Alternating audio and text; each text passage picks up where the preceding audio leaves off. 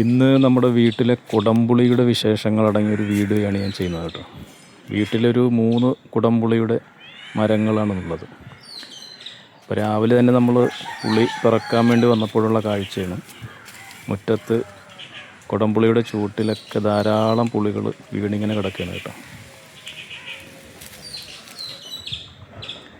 ഇത്തവണ കായ്ഫലം വളരെ കുറവായിരുന്നു, എന്നാലും സാമാന്യം തെറ്റില്ലാത്ത രീതിയിൽ കുടംപുളി കായ്ച്ചിട്ടുണ്ട്. പഴുത്ത് തുടങ്ങിയിട്ടില്ല, അതിന് പഴുക്കാറായ സീസൺ ആകുന്നതേ ഉള്ളൂ. എന്തായാലും ഒരു 2 ആഴ്ചക്കുള്ളിൽ പഴുത്ത് വീഴുമെന്നാണ് കരുതുന്നത്.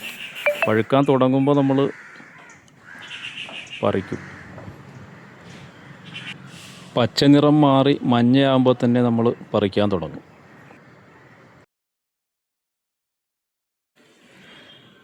ഇപ്പോൾ നല്ല മഴയും കാറ്റും ആയതിനാൽ ഈ പച്ചപ്പുളികൾ തന്നെ ആ കാറ്റത്ത് വീണ് പോകുന്നൊരവസ്ഥയുണ്ട്.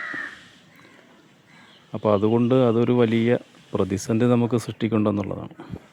പച്ചപ്പുളി വീണ് പോകണമെന്നുണ്ടെങ്കിൽ പിന്നെ അത് മൂക്കാത്തത് കൊണ്ട് തന്നെ നമുക്കത് ഉപയോഗിക്കാൻ പറ്റാത്തൊരവസ്ഥ വരും. നാടൻ പുളിയായതുകൊണ്ട് തന്നെ ആവശ്യക്കാരും ധാരാളം എത്തുന്നുണ്ട് വീട്ടിൽ.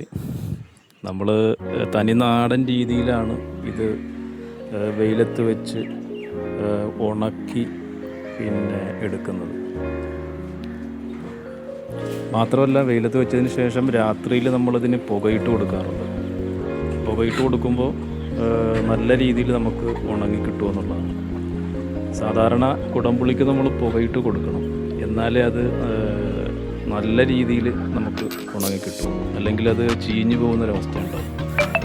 ഇപ്പോൾ മഴ സീസൺ ആയതുകൊണ്ട് തന്നെ നമ്മൾ നല്ല രീതിയിൽ പുകയിട്ട് കൊടുക്കണം എന്നുള്ളതാണ്. പുകയിട്ട് കൊടുത്താൽ നമുക്ക് ഈ രീതിയിൽ നല്ല കറുത്ത രീതിയിൽ ഉണങ്ങിക്കഴിയുമ്പോൾ കുടംപുളി നമുക്ക് ഈ രീതിയിൽ കിട്ടും.